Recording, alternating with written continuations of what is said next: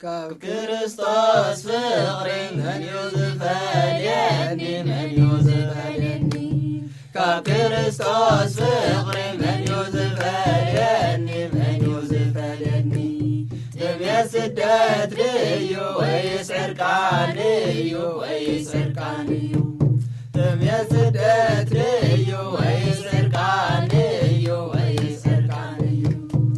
ክርስቶስ ፍቅሪ መን ዝፈልየኒ መን ዝፈልየኒ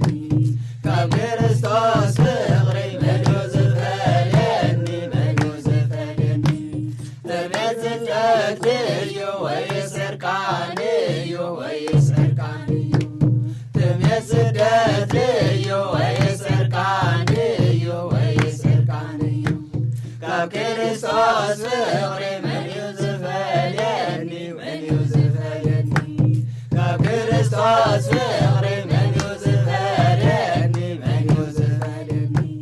ጥሜት ስደት ልዩ ወይስ ዕርቃን ልዩ ወይስ ዕርቃን ልዩ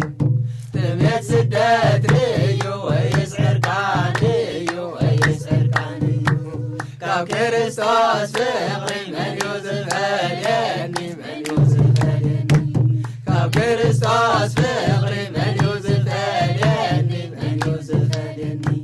ጥሜት ስደት ልዩ ወይስ ዕርቃን ልዩ ወይስ ዕርቃን ልዩ ጥሜት ስደት ልዩ ወይስ ዕርቃን ልዩ ወይስ ዕርቃን ልዩ ጥሜት ስደት ልዩ ወይስ ዕርቃን ልዩ ወይስ ዕርቃን ልዩ ክርስቶስ ፍቅሪ መን ዝፈልየኒ መን ዝፈልየኒ ክርስቶስ ፍቅሪ መን ዝፈልየኒ መን ዝፈልየኒ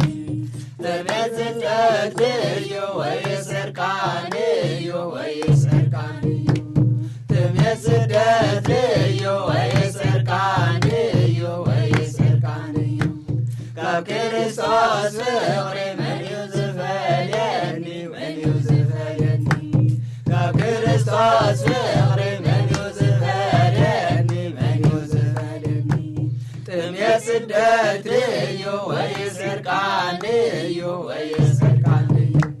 ጥሜት ስደት ልዩ ወይስ ዕርቃን ልዩ ወይስ ዕርቃን ልዩ ክርስቶስ ፍቅሪ መን ዝፈልየኒ መን ዝፈልየኒ